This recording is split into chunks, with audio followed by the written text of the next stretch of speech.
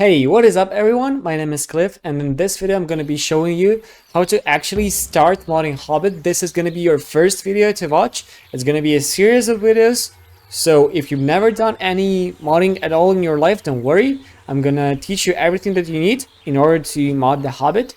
So let's get started. So, as I mentioned earlier, this is going to be a super basic tutorial. We're going to just mention the Hobbit structure, the Hobbit files basically, and we're going to take a look at how to unpack the level files and also unpack them. And also we're going to take a look at the level viewer and how to modify some stuff inside of it. So first of all, what you're going to need to do is find a shortcut of the Hobbit on your desktop. So just right click on it and go to open file location. This way you're going to see all the files that are related to Hobbit, and these files are actually the ones that we need in order to modify some levels. Basically, these are just the game archives with its own file extensions, but we are lucky enough, we have a guy in our Discord chat called Madara who created an unpacker for this one, and that's why we are able to create all of these mods. So in order to start, let's copy any levels that we would like to. For example, let's do this one. It's a troll hole. Let's just do a Ctrl+C and then create a new folder and copy it here. Oh, and before I forget, just make sure to copy all of these files, create a separate folder, and put all of them inside there. So you have a backup of your game. If you mess something up, you just go to that folder and take the files from it.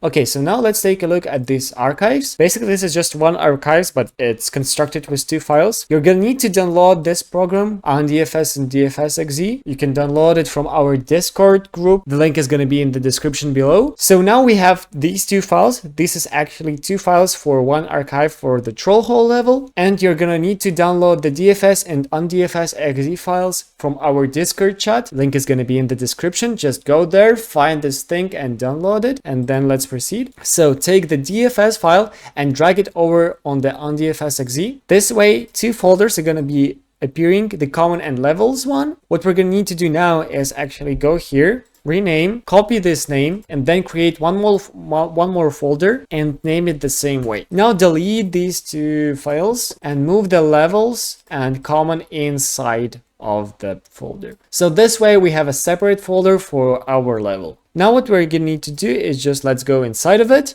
and take a look at these files. So basically these are, let's sort them by type. These are all the files that the level is using. There's animation files, the script files, the export files is the one that we're going to be working most of the time with. Also export res, just don't care about it, it's useless. NPC geometry, it's a 3D model for our characters. Air geom, it's just 3D models that are static in the game. And also a few TXT files, they're very important, I'm going to tell you about them later. And some XBMP files, and these are actually the game textures. So now as we are familiarized ourselves with some of the files, let's go back to our tutorial folder and we're going to navigate to level viewer. This is also the program that Madara has created. Incredible credits to him. It's amazing. Make sure to download it from the Discord channel, link in the description. So let's go to it and open the AirGeom View exe file. This way we're going to see this gizmo. Let's go to file, open level. And from here, you're going to need to navigate to the tutorial folder that we created. Go to the level, then levels, troll hole, and there's going to be this all use layers txt file. Make sure to open thing. And now we're going to see actually the level. There's going to be this button here for help. Click on controls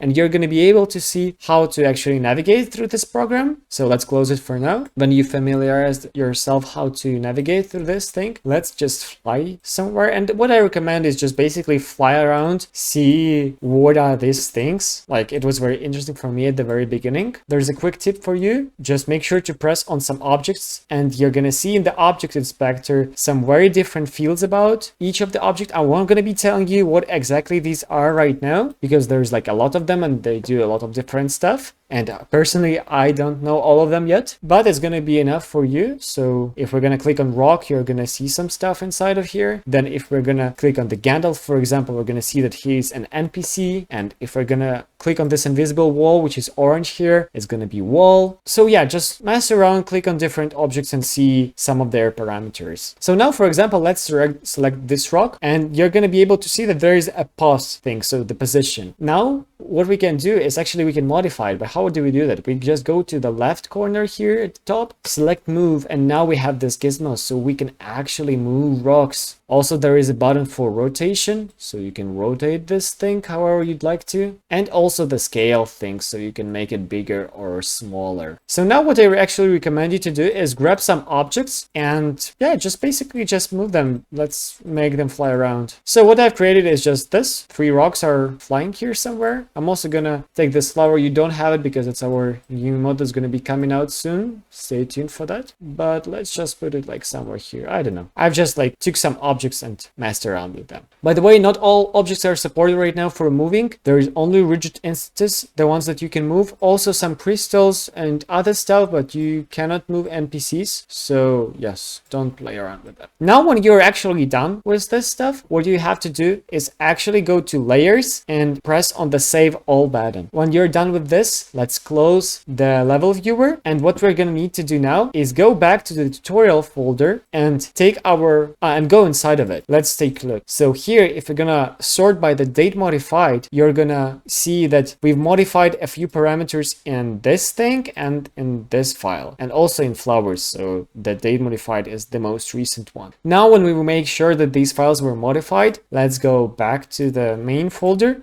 And what we're gonna do is we're gonna take this folder and drop it on the packdfs drag and drop.bat. This way we'll see that 2 files have appeared. It's our level, as you may notice from the beginning. But before that, we're gonna need to do is we're gonna go back to the level. And now from here, you're gonna need to go back to the previous level. So when you're changing some stuff from the level, you actually need to close that level. So now, as we are here in the second level, let's take these 2 files and drop it inside our Hobbit tutorial folder. It's basically just your Hobbit directory, and gonna the replace. And now we are good. Let's go back to the game and see has any changes have been done.